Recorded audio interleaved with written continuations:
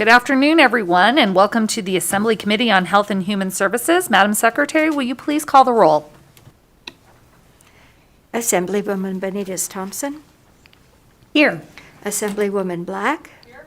Assemblywoman Gorlow. Here. Assemblyman Hafen. Here. Assemblywoman Krasner. Here. Assemblyman Matthews. Here. Assemblyman Orentlicker. Here. Assemblywoman Peters. Here. Assemblywoman Summers Armstrong. Here. Assemblywoman Thomas. Here. Assemblywoman Titus. Chair Wynn. Here. I'm here, so everyone is present. Please indicate so. Welcome to our audience joining us here either in person, online, or by phone today. Today we just have a work session on.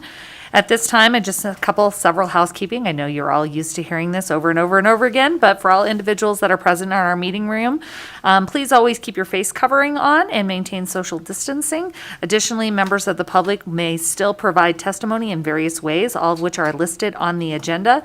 In addition to providing public comment, you can do so in writing in addition to or in lieu of any oral testimony that you may give. And we are accepting that public comment up to 48 hours after the conclusion of the meeting adjournment. Finally, please mute and silence all your cell phones and laptops. I know we love the music of the banging from our chats, but if we could mute that, that would be great. And next I will just move to the work session and let's get going. Let's begin with Senate Bill 61. Mr. Ashton, can you summarize the bill and any amendments? Thank you, Madam Chair. For the record, Patrick Ashton, Committee Policy Analyst of the Legislative Council Bureau. Just my usual reminder, as nonpartisan staff, I can neither advocate nor oppose any measures that you will consider today. Senate Bill 61, we heard this bill on May 3rd. It makes various changes to the program for the operation of vending facilities by licensees who are blind. Among other things, the bill requires the Bureau of Services to Persons who are blind or visually impaired in the Rehabilitation Division of DEDR to provide certain training and assistance to licensees in the program and to those who wish to become licensees. The bill also grants the Bureau the right of first refusal on behalf of licensees with regard to operating a vending facility in or on public buildings or property. It authorizes vending facilities to be operated in or on buildings or properties of the Nevada System of Higher Education, the Nevada State Park System, the Department of Corrections, and, under certain conditions, an airport authority or Department of Aviation with the approval of the Bureau and the state agency. The bill revises timelines within which state or public entities must notify the Bureau regarding reactivation, leasing, releasing, licensing, or issuing permits to operate vending facilities in or on a public building or property, as well as notification related to new construction, remodeling, leasing, etc. of public buildings or property. It provides for the election of the Nevada Committee of Vendors who are blind and authorizes the Bureau to enter a contract to establish a vending facility on private property through which the licensee may pay an incentive to the property owner for certain locations. There were no amendments, Madam Chair. Thank you. Members of the committee, are there any questions? I think I see Senator Ratty over there, if we have any additional questions. But do we have any questions from committee members? Seeing none, I'd entertain a motion at this time to move Senate Bill 61. I see a motion from Assemblywoman Thomas and a second from, I think that was Assemblywoman Benitez Thompson. Do we have any comments on the motion? Seeing none, all those in favor say aye. Aye. All those opposed say nay. And if you could raise your hands so I can put the nays here. It looks like we have Assemblyman Matthews, Assemblywoman Black, Assemblywoman Titus, Assemblyman Hafen, and Assemblywoman Krasner. The motion does pass, and I will assign that floor statement to Assemblywoman Thomas. Next, we can move to a work session on Senate Bill 275. Mr. Ashton? Thank you, Madam Chair. For the record, Patrick Ashton, Committee Policy Analyst. We heard Senate Bill 275 on May 3rd. It makes various changes related to communicable diseases. The main provisions are summarized in the bullet points on the bill page, and for the sake of time, I will go straight to the amendments. So Senator Harris proposed the attached amendment during the bill hearing, which, Amendment 1, revises provisions of the bill concerning authorized actions of a board of county health or a city board of health relating to communicable diseases that pose a risk to public health. Amendment 2, it revises provisions of the bill to require a health authority who knows, suspects, or is informed of the existence of any communicable disease that is at risk of becoming infectious or developing in such a way that endangers of the health of the person with a communicable disease to conduct an investigation. Amendment 3 revises provisions of the bill to prohibit a person from making public the name of or other personally identifying information about a person exposed to a communicable disease who has been investigated by the health authority with the consent of the person. Members, there was a request to withdraw the next amendment, which was proposed on May 11th. In other words, the amendments to Section 6 are not up for consideration. Madam Chair. Thank you for that clarification, Mr. Ashton. Do we have any questions from committee members? And again, I would make it clear that that second proposed amendment has been withdrawn. Any questions from committee members? Seeing none, I'd entertain a motion at this time. I have a motion from Assemblywoman Peters. Do I have a second? I have a second from Assemblywoman Gorlow. Do we have any comments on the motion? Go ahead, Assemblywoman Krasner. Thank you, Chair Wynn. HIV is the only communicable or sexually transmitted disease that you must take the medication every day of every week of every month for the rest of your life. And now that we do have treatment for HIV, it's no longer a death sentence. However, it is a life sentence without parole. This bill allows someone who intentionally gives someone else HIV, you, your kids, your grandkids, only to be prosecuted with a misdemeanor. That is not right. This should be a felony, and I'll be voting no. Thank you. Thank you. Do we have any other comments from committee members? Go ahead, Assemblywoman Titus. Thank you, Madam Chair. I support the concept of the bill, and actually, I was going to vote in favor of this bill. However, with the amendment, I will now be a no on this bill. Thank you. I think we can clarify. Do you know that the amendment was withdrawn? The amendment was withdrawn, and I think we have the bill, Mr. Walker, do you mind coming up to the table? I just want to make sure we're clear on this. Go ahead, and make sure to state your name for the record. Thank you, Madam Chair. Matt Walker on behalf of Silver State Equality. Speaking with Senator Harris today, she requested that the committee consider moving the bill with the initial amendment presented that's on Nellis reflected as the amendment submitted by Alyssa Nave-Worth. Also, the Health District's amendment that was presented at the hearing. That would be her request to you, and we are ready for any questions if there's any from the committee. Rochelle won for the record. I just wanted to make clear that the amendment was withdrawn and the amendments that the bill is proceeding on today were as presented in this committee. Okay, thank you for that clarification. I guess the concern that I had with that, now that I'm looking at the one that's here, and so I'll still be a no. It's the concept, and I'm sorry if I didn't make this clear at the time of the hearing, that we're going to quarantine people that are exposed as opposed to infectious or those kind of things. And I'm just concerned there's a bit of an overreach on that particular aspect of it, and so I'm going to be a no, unfortunately. Thank you. Have any other comments from committee members? Go ahead, Assemblyman Hathan. Thank you, Madam Chair. I too am slightly confused with the amendments as being withdrawn. I will be a yes out of committee today, but I would like to reserve my right on the floor. Thank you. And I will remind members that they can always change their minds when they vote for things on the floor. Additionally, I appreciate the heads up. Obviously, we're all trying to keep count of numbers. Any other comments from committee members? Assemblywoman Summers Armstrong. Thank you, Madam Chair. Just for clarity's sake, can Mr. Walker just sort of tell us what got withdrawn or what was the issue with the amendment that has been withdrawn and why it is an issue today? Turns out we did have questions. Thank you, Mr. Walker. Matt Walker, for the record, on behalf of Silver State Equality, Assemblywoman Armstrong, Summers Armstrong, thank you for the opportunity to clarify the record. The amendment number 2 submitted by Senator Harris has been withdrawn today because there was, in subsection 4, and I apologize, I don't have the subsection number in front of me, but in subsection 4, there was significant clarity given on what elements should constitute the crime of transmitting or other behavior that is likely to transmit a communicable disease. There was some desire by proponents to see health districts not have the ability to levy a misdemeanor offense if there's a violation of a health order and those elements of subsection 4 are not met. The health districts obviously felt it was very important for them to have some enforcement power and there be a misdemeanor associated with violating a health order, period.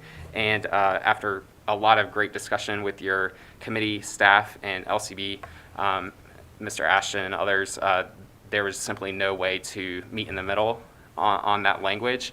And so we were, as a default, the senator wished to leave the statute as is, and leaving both the misdemeanor as defined in subsection 4 and the misdemeanor associated with violating a health order. And our client, Silver State Equality, is in full support of withdrawing that amendment. Thank you. That makes a lot of sense. Thank you, Madam Chair, for giving me the Thank you, time. and I'm going to turn this actually over to Mr. Ashton to also provide some clarifying comments. I think that would be important as well. For the record, Patrick Ashton. Members, when you go on Nellis, you can find the updated work session document for SB 275. And if you still look at the combined work session document that was provided to you yesterday, we only will consider Amendment 1, 2, and 3 on the bill page, and also the attached amendment that was presented by Senator Harris during the bill hearing. The other amendment, as stated multiple times, was withdrawn. Thank you. Thank you. Do we have any other comments from members at this time? Seeing none, all those in favor say aye. Aye. All those opposed say nay. And if you could raise your hand so I can do that. I see Assemblyman Matthews, Assemblywoman Black, Assemblywoman Titus, and Assemblywoman Krasner. The motion does pass, and I will assign that floor statement to Assemblywoman Peters. If next we can move to, I'm going to take these a little bit out of order. If we can go to Senate Bill 391. Mr. Ashton, if you could go to that. Sorry about that, everyone. 391. We're going a little out of order. Thank you, Madam Chair. For the record, Patrick Ashton, Committee Policy Analyst. We heard Senate Bill 391 on May 5th. The bill provides that the state dental health officer is not required to be licensed to practice dentistry in the state if certain other criteria are met. The bill removes a prohibition on the state public health dental hygienist pursuing an outside business or vocation, instead authorizing such activity with the approval of DPBH DHHS. In addition, the bill authorizes the Board of Dental Examiners to issue a limited license as a dentist or dental hygienist to the state dental health officer or the state public health dental hygienist. SB 391 also authorizes the division to issue a permit as a dental responder to a dentist, dental hygienist, or dental therapist who has received certain training in emergency response. Dental responders may provide emergency medical care, immunizations, medical care in mobile clinics, and humanitarian care during a state of emergency, declaration of disaster, public health emergency, or other health event. The bill creates the Committee on Dental Emergency Management within the division, and it prescribes duties of the committee. Finally, SB 391 outlines requirements related to providing services through teledentistry and requires hospitals and Medicaid managed care plans, or HMOs, to take certain measures to improve access to oral health care through teledentistry. There were no amendments, Madam Chair. Thank you. I also see Senator Ratty. I don't know if you have any comments or any statements regarding Senate Bill 391, but if you do, I'd ask you to feel free to come up to the table. Otherwise, do we have any questions from committee members on Senate Bill 391? Seeing none, I would entertain a motion at this time to pass Senate Bill 391. I have a motion to do pass from Assemblywoman Peters. Do I have a second? I have a second from Assemblywoman Thomas, which I'm going to see her because she's right in front of me every single time. At this time, do we have any comments on the motion? Go ahead, Assemblyman Haven. Thank you, Madam Chair. Again, I will be voting this out of committee today, but reserve my right on the floor. Thank you. Do we have any other comments on the motion? Seeing none, all those in favor say aye. Aye. All those opposed say nay. So I have Assemblyman Matthews, Assemblywoman Black, Assemblywoman Titus, and Assemblywoman Krasner. As all noes, the motion does carry, and I will assign that floor statement to, who should get it? Assemblywoman Benitez Thompson. Next, if we can go to Senate Bill 379. Mr. Ashton, if you could summarize that bill and those amendments. Thank you, Madam Chair. For the record, Patrick Ashton, Committee Policy Analyst. We heard Senate Bill 379 on May 5th. It requires the Director of the Department of Health and Human Services to establish and maintain a database of certain demographic and practice information about healthcare providers. The Director must make an electronic data request available to health professional licensing boards to request certain data from applicants for the renewal of a license or certification. In addition, the Director must establish the Healthcare Workforce Working Group to analyze information in the database and make recommendations concerning how to attract healthcare providers to Nevada. Finally, certain data from the database must be published annually. There were no amendments, Madam Chair. I see Senator Ratty here. I don't see Senator Hardy here, but I'm sure she would be able to answer any questions the committee might have. Are there any questions for members of this committee here today? Seeing none, at this time I would entertain a motion to do pass Senate Bill 379. I have a motion from Assemblywoman Peters and a second from, I think, Assemblywoman Summers Armstrong. Do we have any comments on the motion at this time? Go ahead, Assemblywoman Titus. Thank you, Madam Chair. I'm actually going to support this measure. At first, I was not supportive of it, but I think with the testimony that it's definitely voluntary, and it can be used to help with certain designations in much-needed healthcare shortage areas and anticipate future needs. I think it's all important to do, especially the fact that it's a voluntary questionnaire. Thank you. Thank you, Assemblywoman Titus. Do we have any other comments on the motion? Assemblywoman Benitez Thompson. Yes, I'm really excited about this. I'm excited to see the data that gets collected as well. I was just thinking maybe down the line, maybe the boards, and this is more for the boards, maybe they might want to consider giving up like one CEU for those who complete the questionnaire in order to encourage it. Because I know we want to encourage a good response rate. So I think that's fair, just throwing it out there for future legislatures to deliberate. I'm not going to lie. I really enjoy the fact that I get to waive my CLE requirements while the legislative body is in, although I feel like I should get actual credit for it. We're in here learning law all day long. So do we have any other comments on the motion? Seeing none, all those in favor say aye. Aye. All those opposed say nay. So we have nays from Assemblyman Matthews and Assemblywoman Black. The motion does carry, and I will assign that floor statement to Assemblywoman Benitez Thompson. Next, if we can go to our final work session document, it is Senate Bill 305. Thank you, Madam Chair. For the record, Patrick Ashton, Committee Policy Analyst. Senate Bill 305, we heard this bill on May 3rd. It makes various changes related to access to organ transplants for individuals with disabilities. Specifically, it prohibits healthcare providers, medical facilities, facilities for their dependent, the Department of Corrections, city or county jails, and those who provide medical services to incarcerated individuals from taking certain actions related to organ transplants solely on the basis of a person's disability. It limits the extent to which a person's disability may be considered when making recommendations or decisions regarding an organ transplant. It authorizes a person aggrieved by failure to comply with these requirements to institute a civil action for injunctive or other appropriate relief, and requires a court to give priority to such an action, and it prohibits all health insurers from denying, limiting, or seeking reimbursement from an insured for care related to an organ transplant because the insured is a person with a disability, among other things. There were no amendments, Madam Chair. Do we have any questions on Senate Bill 305? Seeing none, I'd entertain a motion to do pass Senate Bill 305. I have a motion from Assemblywoman Peters and a second from Assemblywoman Titus. Do we have any comments on the motion? Looking around, seeing none, all those in favor say aye. Aye. All those opposed say nay. The motion passes, and I will assign that floor statement to Assemblyman Matthews.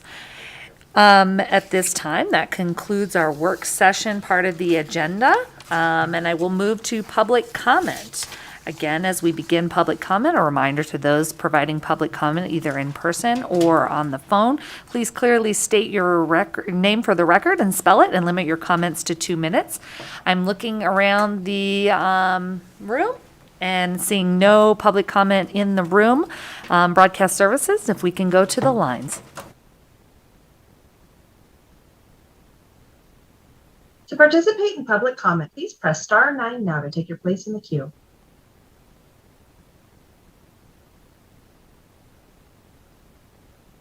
Caller with the last 3 digits, 846, please slowly state and spell your name for the record. You have 2 minutes and may begin.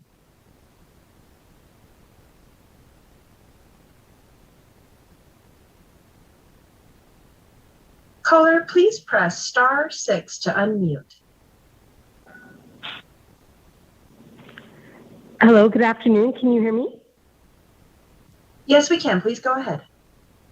My name is Ali, and I'm reading this letter on behalf of Dr. Naheed Mohammadi, who is a member of the Las Vegas Dental Association and a dentist who treats lots of Medicaid children.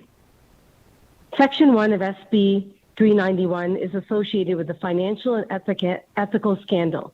Why is Ms. Ratty's recent amendment to Section 1 only financially benefiting Ms. Capuro, who is a dentist that is facing a disciplinary hearing? Excuse me, to revoke caller. her license? This is public comment, Yes. and these comments seem like they are personal in nature towards members of the legislative body. Can I direct you to have your comments be of a public nature? They are public nature. I mean, I'm reading it on behalf of what she has written. If you're reading it on behalf it of okay someone, if I you think they can submit those written comments as a part of public comment.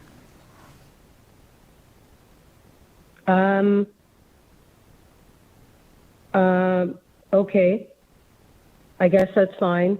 Thank you. I appreciate your time. Broadcast services, if we can go to our next caller in public comment. Chair, the public lines are open and working, but we have no more callers at this time. Thank you. So at this time, I will close public comment. Are there any other comments from members before we adjourn today? Seeing none, that concludes our meeting for today. I will remind everyone that we don't have any bills scheduled for this week. We will have a possible work session on Friday for any remaining bills. And at this time, meeting is adjourned.